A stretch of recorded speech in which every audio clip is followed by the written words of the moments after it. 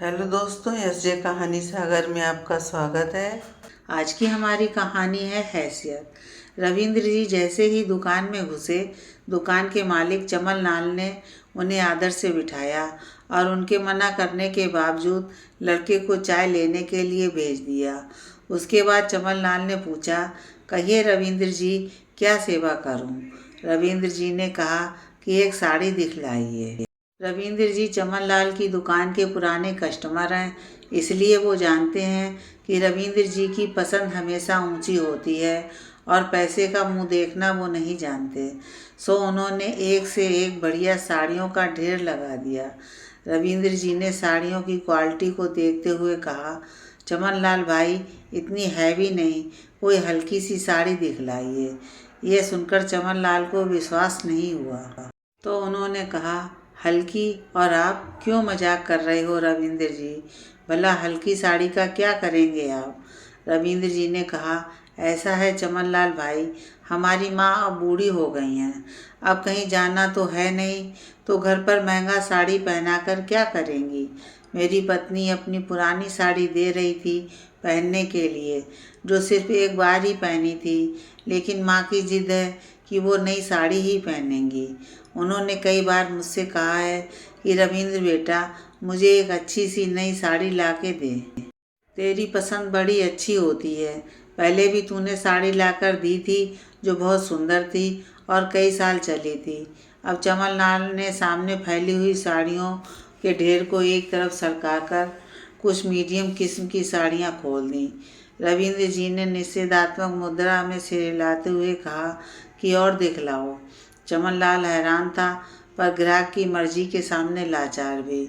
उसने सबसे हल्की साड़ी का बंडल खोला और साड़ी रविंद्र जी के सामने फैला दी। रविंद्र जी ने 450 रुपये की एक साड़ी चुन ली और उसे पैक करवाकर घर ले आए और माँ को दे दिया। साड़ी पाकर सरिता देवी बड़ी खुश हुई। बात यह नहीं थी कि सरिता देवी के घर में किसी चीज़ की कमी थी या उसके बेटे बहू उसके लिए कुछ लाकर नहीं देते थे, पर वो अपने बेटे पर अपना हक समझती और जताती रहती थी। रविंद्र जी पर तो वह और भी ज़्यादा हक जताती थी, क्योंकि रविंद्र जी उनके सबसे बड़े बेटे थे। एक दिन रात के वक्त सरिता जी के सीने में तेज दर्द हुआ और 2 दिन बाद ही रात 12 साढ़े 12 बजे के आसपास वो इस संसार से सदा के लिए विदा हो गईं। उनकी अंत्येष्टि के लिए अगले दिन दोपहर 12 बजे का समय निश्चित किया गया। सुबह सुबह चमन लाल अपनी दुकान खोल ही रहे थे कि रविंद्र जी वहां पहुंचे और कहा, भाई, माँ गुजर गई है, एक बढ़िया सी साड़ी दे दो, पंडित जी को दान करना है। चमन लाल ने बड़े अफसोस के साथ कहा, ओह, अभी कुछ दिन पहले ही तो आप उनके लिए साड़ी लेकर गए थे, कितने दिन पहन पाई बेचारी। उसके बाद चमन लाल ने साड़ियों का एक बंडल उठाकर खोला और उसमें से कुछ साड़ियाँ निकाली। रविंद्र जी ने साड़ियाँ देखी तो उनका चेहरा बिगड़ सा गया और उन्होंने कहा कि चमन लाल भाई, ज़रा ढंग की साड़ियाँ निकालो।